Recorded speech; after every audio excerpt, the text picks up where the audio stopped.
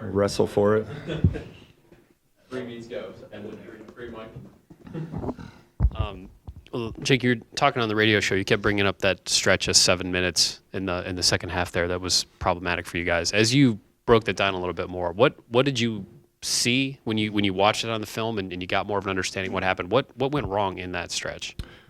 Well, I think statistically it was turnovers, right? I believe I want to say it was maybe 5 turnovers in that stretch, and specifically, right when maybe there's a lull in the game, you got to get shots up, and a couple of them I felt like were unforced. I think you got to give them credit certainly for a couple of them, but I felt part of the cause for a couple of those turnovers was we stopped moving as much. Like we stood a little bit too much. That movement, if that's not happening, like, is it just as simple as, hey guys, move, or like, was the defense doing something that was forcing guys to overthink, or like what? You've got guys that have been around a little bit. How does that happen? Yeah, I think I don't know. I don't want to say it was necessarily fatigue, but I think we weren't complementing each other maybe off of penetration. We work on cutting off penetration, relocating on the perimeter off of penetration.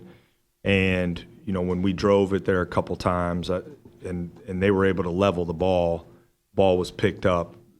In that moment, we're trained to have some movement. And for whatever reason there, a couple times we didn't execute that well enough, and we kind of left that guy on an island. Micah, I think, had 10 points over the last 8-ish minutes of regulation. When you brought him in, is this everything you would hope that he would bring, and what is it that he's bringing?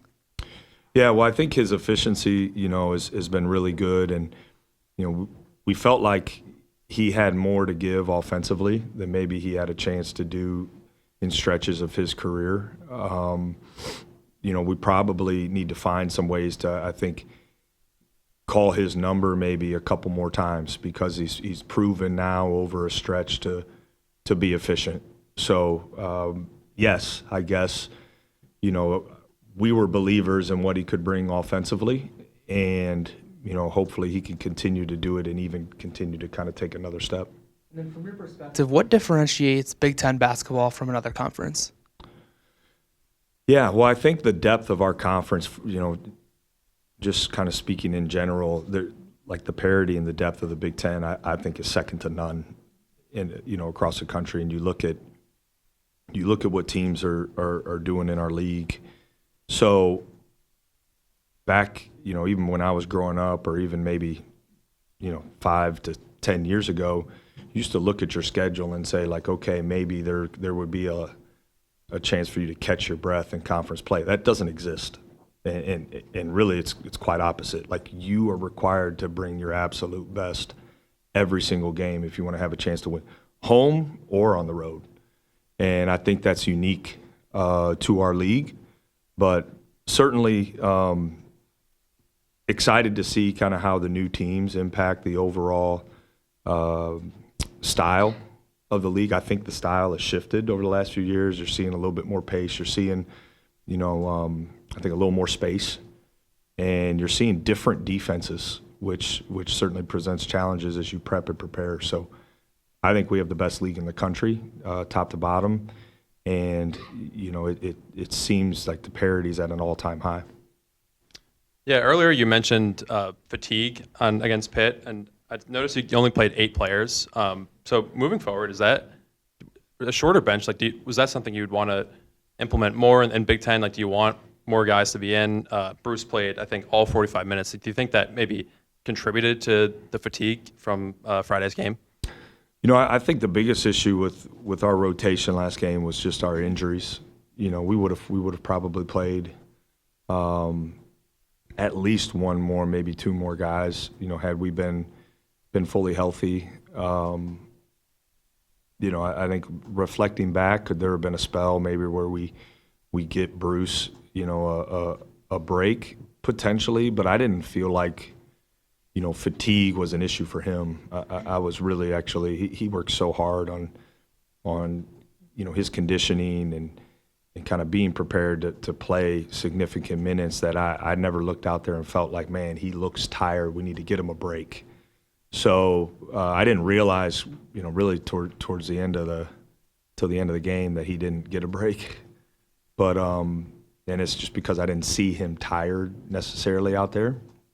But I think, we got to figure out a way to maybe get a little bit more, as we've had to go deeper into our bench. We got to figure out a way to get a little bit more, since we've had some guys out. Speaking on that, Quez, how is his health doing for heading into Big Ten play?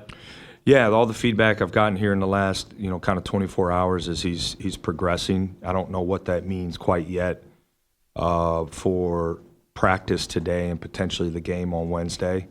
But him and Colin, certainly the quicker we can get those two back, the better. I think also in the flow of the game, Devin, sprained an ankle, Evan tweaked, like it just, and then we had, we actually had some guys who weren't able to fully practice leading into the game. We've just kind of had that, whatever bug has been going around, we had that hit a few of our guys. So we've had, we watched the film, kind of learned, grew from Pitt, and then we were able to take a day off, and hopefully we'll be at, our numbers will be better for practice today and tomorrow leading into Maryland.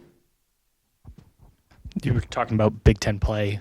You have a number of guys who haven't taken part in that. Obviously, you have quite a few guys that have, but how do you kind of communicate to guys who either, your freshmen or guys who've played in other conferences, hey, this is what you're about to get into here, these first two, and then obviously going into the new year?